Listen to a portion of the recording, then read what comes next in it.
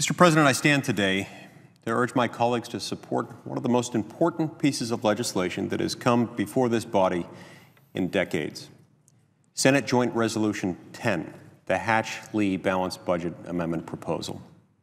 The reason why I insist this is so important is because of a crisis that we're facing today.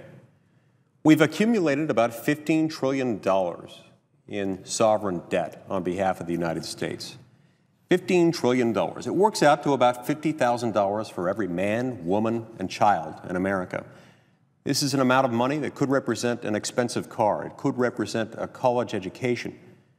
It could represent all kinds of things, but it represents ultimately debt that Congress has incurred that Congress can't afford to continue to incur at this same rate, which we're doing every day. We're adding to that debt at an unsustainable rate of about $1.5 trillion every single year. Here's why that's so distressing to me. As the White House itself has acknowledged just a few months ago, we're now within about a decade, perhaps much less, of owing about $1 trillion a year just in interest on our national debt. Currently, we're paying a little over $200 billion a year in interest. By the end of this decade, that number is likely to rise to an astounding $1 trillion a year. We could reach that number much sooner than that. It could happen perhaps in half that amount of time if interest rates suddenly start to climb, as they easily could do, particularly given the fact that we're about 350 basis points below the historical average for yield rates on U.S. Treasury instruments, the means by which our governmental debt is financed. We have to get this problem under control now, because if we wait until then, until we have to pay $1 trillion a year just in interest on our national debt, it'll be too late to do anything. By waiting, by postponing the day of our accountability, we will have made a choice, a devastating choice, that will prove to signal the downfall of the greatest economy the world has ever known. We can't allow that to happen. Not now, not on our watch, not when the stakes are this high.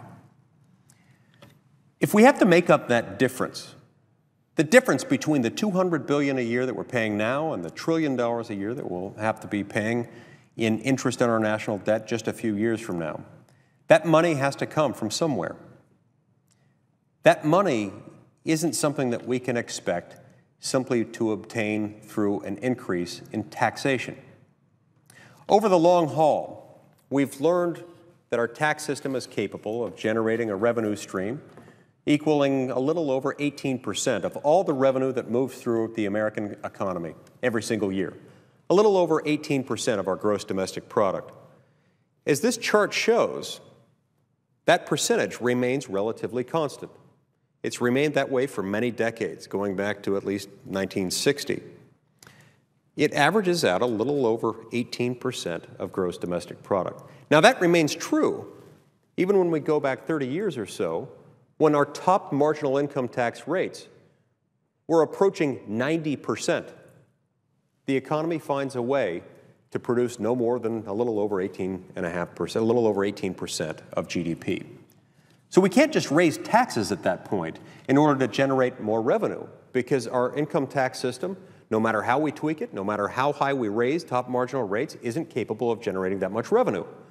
What we do when we simply ratchet up those tax rates, if anything, is we shrink the size of our economy. We chill economic growth to the point where we're actually generating less revenue, not more.